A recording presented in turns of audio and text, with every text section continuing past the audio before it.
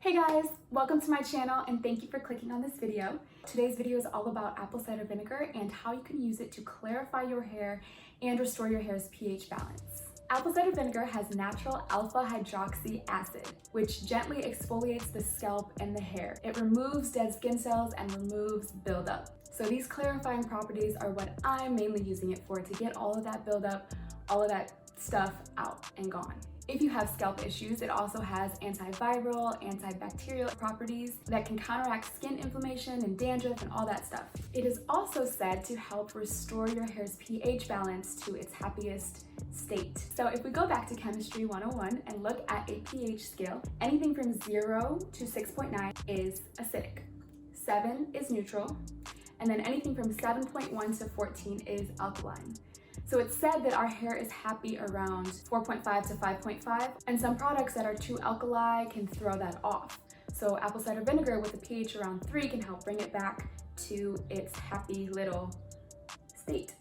When the acid mantle of the hair becomes more alkaline from products or whatever, the cuticle on our hair strands opens, and this makes our hair more vulnerable to breakage, and also can make our hair frizzy and brittle. Also, when it's open, the hair is really absorbing light instead of reflecting it. So when we close that cuticle, think like this, and then when we close it, it becomes smooth. It's able to retain moisture. Also, when it's closed, then light bounces off of it instead of absorbing into it. So when light bounces off our hair looks more shiny and healthy. So yes, basically apple cider vinegar is going to help clarify our hair and make it a little healthier and more beautiful. So let's get into making the actual rinse. You should be using raw, unfiltered apple cider vinegar. Get the one with the mother. The mother is all that stuff that's swirling around in the bottom. It looks super gross, but that's the stuff with all the vitamins and nutrients. You'll also need some water. I like to use filtered, and you'll need a container for the rinse. I like to use this little spray bottle because it helps me get it all over my hair, but really you can use anything. You'll need 2 cups of the filtered water and 4 tablespoons of apple cider vinegar. If your hair is already on the drier side, start out with about 2 tablespoons and experiment with this. Mix it all up and pour it into your container.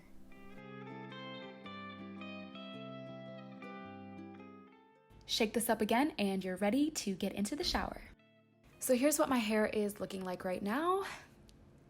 It's kind of a mess. I haven't washed it or done anything with it in about 2 days. But you can see what I was talking about with the curl pattern. It just looks weird. It's looking kind of limp, a lot less coily. So hopefully this rinse can help bring it back to life a little bit.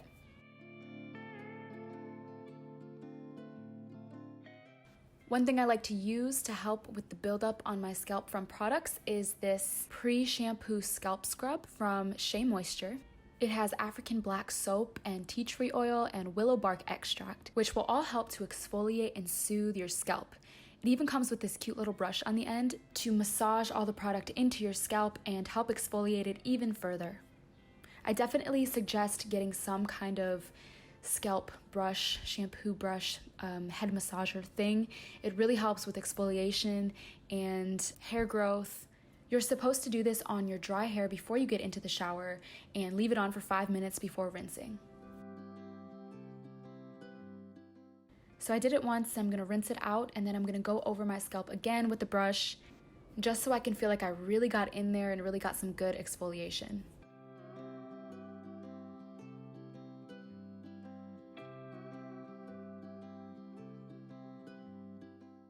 I like to cleanse my hair before I do the rinse just to make sure it's clean and the rinse has less to try to get through in order to penetrate my actual hair. I'm using Shea Moisture Resilient Growth Shampoo, which is also supposed to help with hair growth. It's supposed to get in at the scalp and create an optimal environment for those little hairs to grow. When shampooing my hair, I really focus on the scalp. I think of it as an extension of my face, so just think of how you would cleanse and care for the skin on your face and apply that to how you care for your scalp. And then after that, focus on these strands of hair themselves.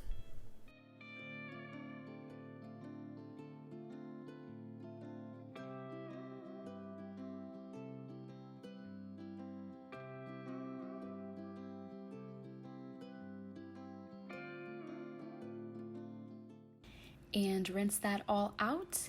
And now I'm gonna go in and start trying to detangle my hair. This is where you have to be super careful because it's where breakage can occur if you're too rough. A lot of people say not to detangle your hair when it's wet, but for me, there's really no other option.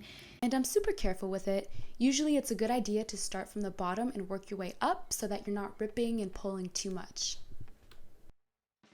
But I feel like I have to detangle before putting the good stuff into my hair because my hair gets so tangled that it honestly seems like when putting products into my hair, it just gets lost in the tangles and it's not really penetrating my actual hair.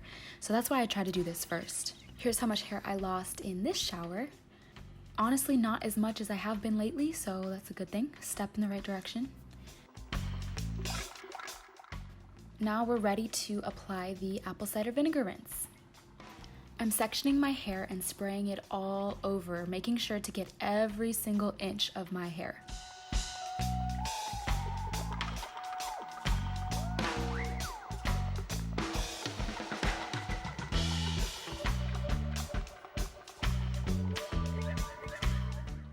When applying any kind of product, sometimes it's a good idea to put the top half of your hair in a little bun so that you can really get to the bottom half, which is often missed.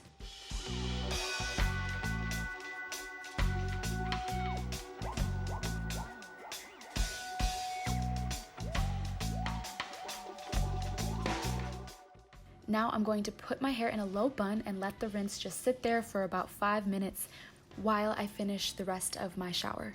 When you're done, just rinse it out and throw in your favorite conditioner. I used Shea Moisture Jamaican Black Castor Oil Strengthen and Restore Rinse Out Conditioner, which smells amazing and feels amazing on my hair. I definitely recommend that product. After my rinse, I didn't put any other product in my hair that day or that night.